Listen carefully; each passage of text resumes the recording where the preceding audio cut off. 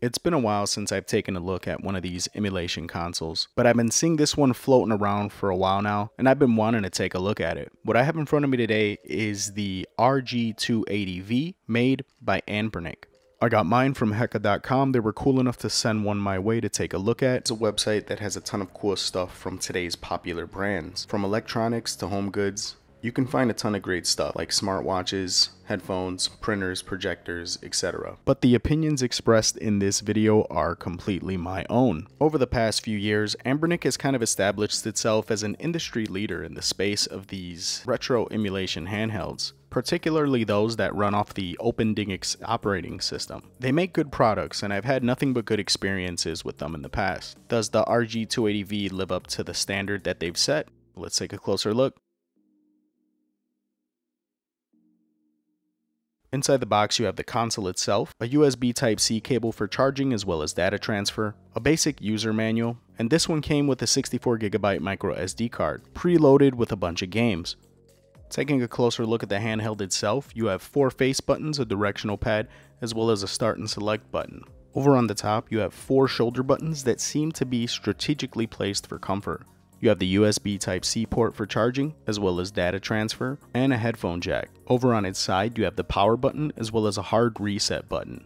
Over on the other side, you have a plus and minus rocker, which if pressed by itself, increases or decreases the system's volume. But if pressed in conjunction with other buttons, has a variety of other functions, such as increasing or decreasing the brightness of the screen. You also have the 2 micro SD card slots. One card holds the operating system, the other card loads the games. And over on its backside, you have the opening for the system's speaker, which if you're familiar with Anbernic handhelds in the past, you know that they always do an excellent job when it comes to audio quality.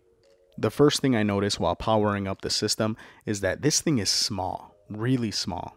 But the console is about 75% screen, which is a really good thing. Also, the buttons and D-pad manage to be a decent size, despite its small form factor. The next thing I noticed is this has got to be the nicest 2.8-inch display I've ever seen. The colors are bright and vibrant, and the image quality is really crisp. For as good as it looks on camera, it looks that much better in person. Trust me when I tell you guys. Navigating the console's main menu is a pretty straightforward experience. You navigate between the tabs using the shoulder buttons. And you have a tab for emulators, where you'll find all the consoles that this handheld is capable of emulating. Over on the Applications tab, you'll find a bunch of useful utilities that will just help with your overall console experience. And in case you guys are wondering, internally this thing is pretty much identical to the RG350. So if you're familiar with that handheld, you can expect the same kind of performance out of this one. And over on the Games tab, you'll find a bunch of mini games running off of the console's operating system natively, as well as some decent ports of some other games. The console has a 2100 mAh battery, and it claims to give you about 7 hours worth of gameplay. That wasn't really my experience, however. I averaged around 3 to 4 hours of gameplay, depending on what emulator I was running and for how long I was running it. As expected, the console runs all 8-bit and 16-bit emulation flawlessly. The games run smooth and the image looks great, especially on this bright and vibrant screen.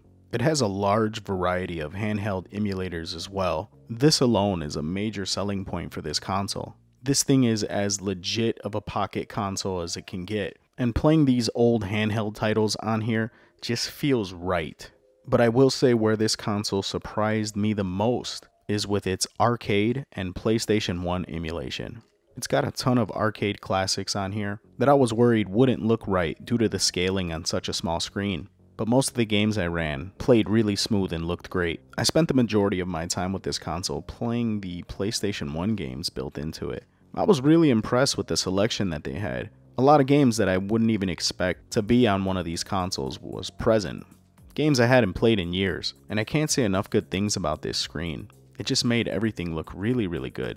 One of my concerns was how comfortable would this thing be to hold for extended periods of time. Due to its small size and form factor, I expected my hands to cramp up, but this wasn't the case. I put several hours into this console, and I can honestly say it's one of the most comfortable handhelds I've owned in a very long time. So Anbernic seems to have done it again and made a really badass little retro emulation handheld. You know, the retro emulation handheld scene has become pretty saturated, and we've gotten to a point that no matter what option you go with, you're gonna get solid performance. It's really hard to stand out in such a crowded market, but time and time again, this company never ceases to impress me. If you guys are interested in the RG280V, I'll put links in the description below. Until next time, this is Ness, signing out.